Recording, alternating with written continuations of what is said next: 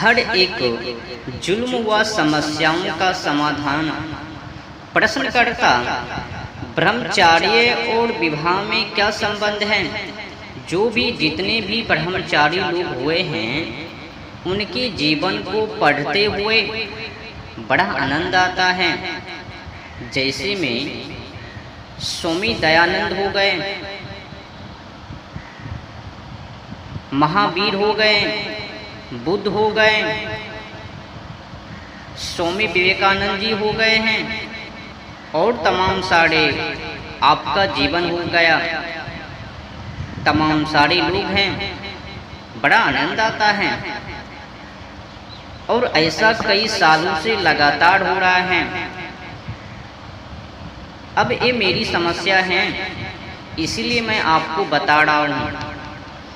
मुझे ऐसा लगता है कि मुझे अविवाहित रहना चाहिए, मतलब मेरी समस्या है ये।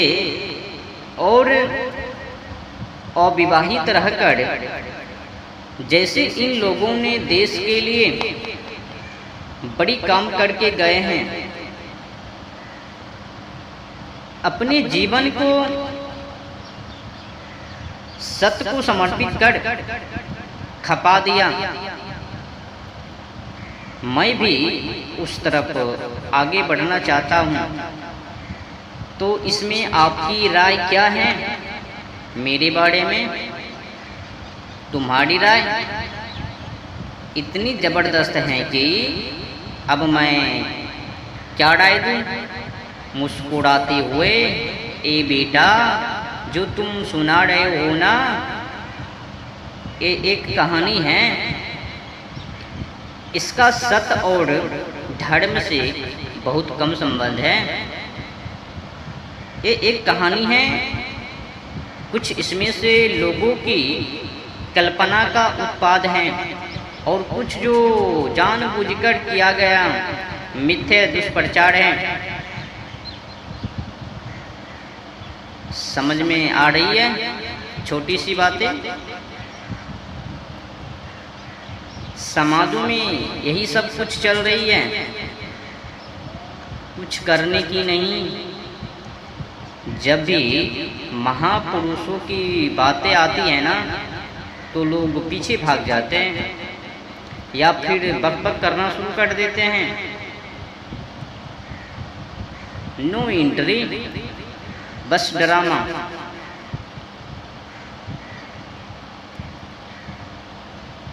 बड़ी बड़ी बातें डिंग वो हौंकेंगे, भाषण करेंगे, पर स्वामी दयानंद सरस्वती जी के जैसे, आचार्य जनक जी के जैसे,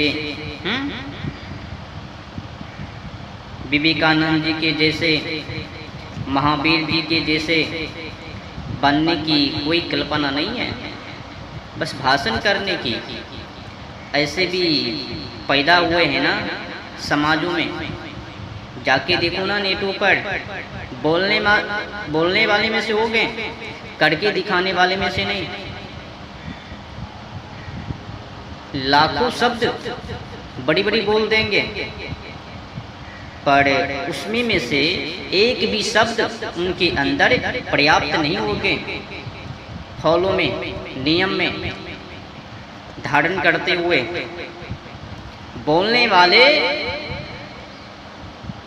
बकने वाले लाखों में होंगे, करके दिखाने वाले लाखों में नहीं। बस फरमाइश जितने भी कर ले, तो बुरा ना मानो तो होली है। ये समाजों की समस्या और मेरी समस्या, समाज और मेरी समस्या, इनके बीच का संवाद है, जो कि आप लोगों को अगर समझ में आवे तो बेहतर बनाने की कृपा कीजिएगा। और हो सके तो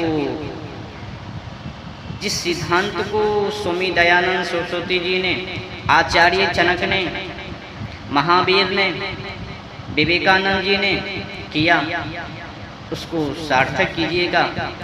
और इससे जो बड़ी बातें हैं, महाराणा प्रताप, छत्रपति शिवाजी महाराज और तमाम सारे क्रांतिकारी जो भी आज़ादी दिलवाने में फांसी फंदे पर चढ़ गए, उनके जैसे बनने की अद्भुत कृपा कीजिएगा। बड़ी कृपा होगी, मेहरबानी होगी। धारण करके देखिए। बोलने वाले में से मत बनिए, करके दिखाने वाले में से होइए।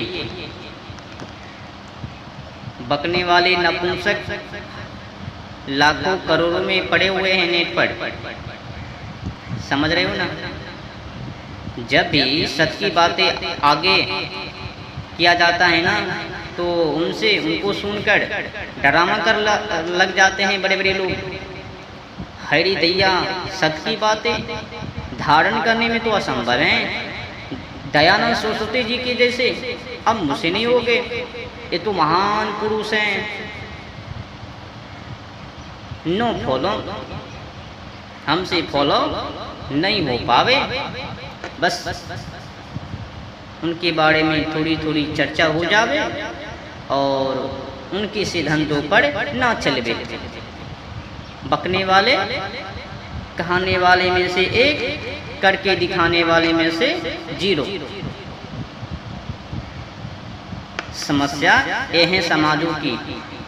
तो मैंने सोचा कि क्यों ना तमाम सारे क्रांतिकारी की सोच व विचार सार्थक किया जाए। जो भी जितने भी महान पुरुष हुए हैं, करके गए हैं देश के लिए, राष्ट्र के लिए, मैं भी उन्हीं के जैसे काम करूं, आगे बढ़ूं। तो अब इसमें समाजों की क्या राय है, क्या दुर्दशा है, क्या कमेंट करने के लिए चाहते हैं, ये राय समाजों के ऊपर अब मैंने छोड़ दिया। तो आगे बढ़ता हूँ। तो पार्ट मिथ्य, पार्ट प्रोपेगंडा। कुछ मिथ्य तो कुछ दुष्प्रचार। 2-3 बातें समझना। ये जिन सब महानुभावों को तुमने एक ही सांस में बोल दिया, ये सब एक ही कोटि के थोड़ी हैं। भाई विवेक सीखो, भेद करना सीखो। ब्रह्मचार्य का स्पष्ट बात है। ब्रह्मचार्य का संबंध सीधे ब्रह्म से है। जब तुम्हारा आचरण ब्रह्म के केंद्र से संचालित होने लगे, तो तुम हुए ब्रह्मचारी। ब्रह्मचार्य में बहुत सारी छोटी छोटी बातें तुमको व्यर्थ लगने लगती हैं, और वही छोटी छोटी बातें जो तुमको व्यर्थ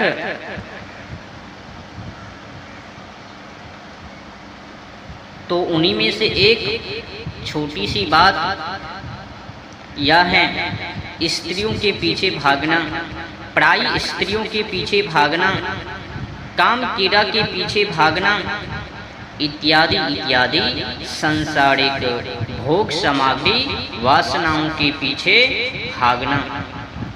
समझ रहे हो ना कि मानव कितने बड़े कामुकता व्यक्ति हैं, कामुकता से ग्रस्त हैं। तो फिर ब्रह्मचार्य तो एक विशाल पेड़ हैं, और उसी पेड़ की एक छोटी सी पत्तियां ये हैं जो तुम त्याग कर रहे हो, त्याग करने की चेष्टा कर रहे हो।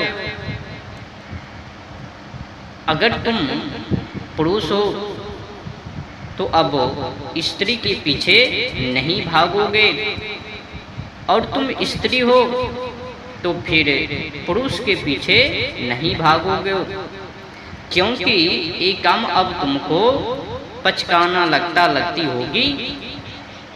यह काम अब तुमको बेवकूफ़ी भाड़ा लगती होगी, इसीलिए नहीं कि तुमने बड़ा संयम अनुशासन कड़ा हुआ है और बिल्कुल बांध दिया है। इसीलिए नहीं, बल्कि इसलिए क्योंकि तुम्हें ये सब कम अब मूर्खतापूर्ण लगते हैं। तुम कहते हो थोड़ा सा समय है जीवन में, उसको इन कामों में नहीं लगाना है। समय लगाने के लिए और कई अच्छे स्थान हैं, उपक्रम हैं, लेकिन हम सब बड़े कामुक लोग हैं, भोगी लोग हैं।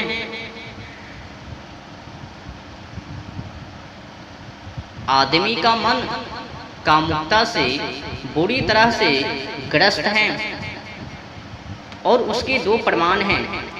पहला तो ये है कि तुमने अपनी पूरी व्यवस्था को, अपनी पूरी सांसारिक व्यवस्था को काम वासनाओं से जोड़कर रखा है, और उससे भी बड़ा प्रमाण यह है कि तुमने अध्यात्म को और ब्रह्मचार्य को भी काम से ही जोड़ रखा है। तुमने काम को ही केंद्र में रखकर ब्रह्मचार्य को भी परिभाषित कर दिया। समझो कि हमारा मन ऐसा है जिसके केंद्र में बैठा हुआ काला चोर काम वासना, संसारिक भोग सामग्री। तो अब तुम्हें अगर ब्रह्मचार्य को भी परिभाषित करना है तो तुमने क्या किया? तुमने काम को ही केंद्र में रख के ब्रह्मचार्य को परिभाषित कर दिया। तो फिर ब्रह्मचार्य किसका फंक्शन हो गया? काम का। तो तुमने कहा संसारी ओ काम, संसारी ओ जो काम में ग्रस्त रहता है, ब्रह्मचारी ओ जो काम की राह में ग्रस्त नहीं रहता है, उद्यत नहीं देता है। लेकिन दोनों ही स्थितियों में तुमने परिभाषित की काम के ही संदर्भ में, और ये बताता है कि हमारा मन काम से कितना आच्छादित है।